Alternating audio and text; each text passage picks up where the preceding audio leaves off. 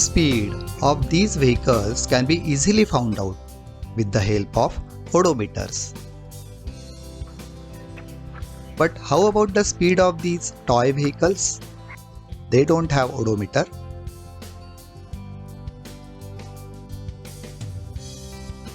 Can these magnets be of any help? Let us explore. We'll start with the basics first. Let us use this FizziQ app installed on this smartphone. Magnetometer feature of this app indicates the strength of a magnetic field.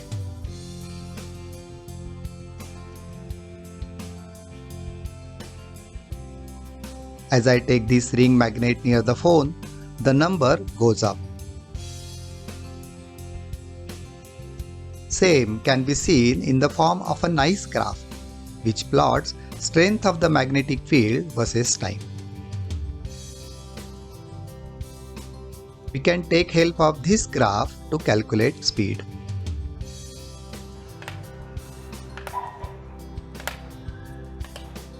Let us place these ring magnets at a distance of 15 centimeters.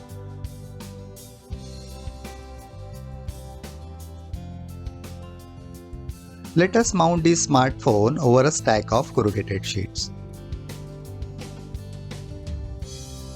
We'll move the phone slowly by hand for now over the magnets.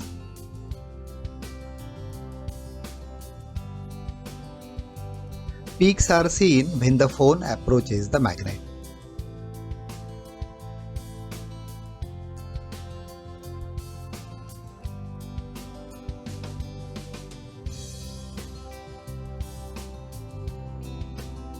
From this graph, we can say that distance between two peaks is 15 cm and time can be found out from the x-axis.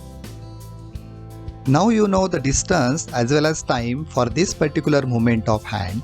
Can you calculate the speed? These graphs were captured for different speeds. Can you find out the one for fastest movement? Do give it a try. Now that we know how to calculate speed, smartphone can be mounted on this toy. Ring magnets are kept such that magnetic field is captured nicely.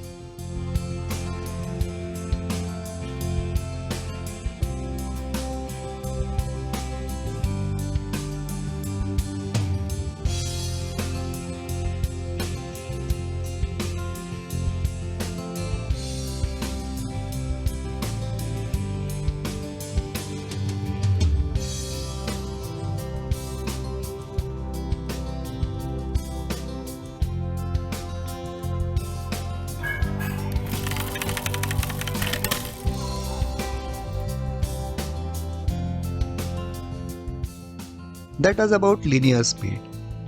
How about angular speed? Let us place a pair of magnets on both ends of the strip made from corrugated sheet.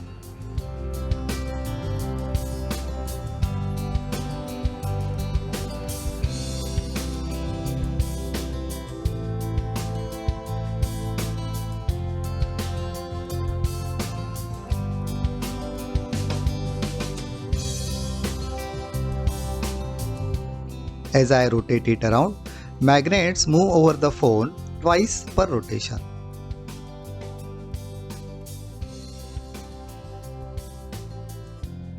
With this data, we can easily find angular speed at a given point on the strip.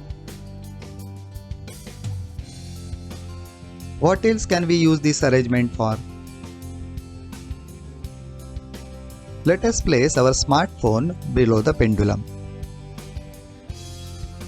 A small ring magnet is attached to the ball.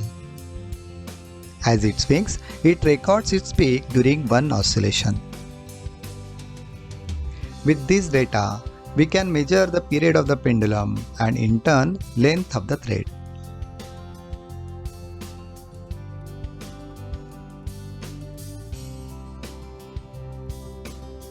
Do try this at home with various different movements. Thank you.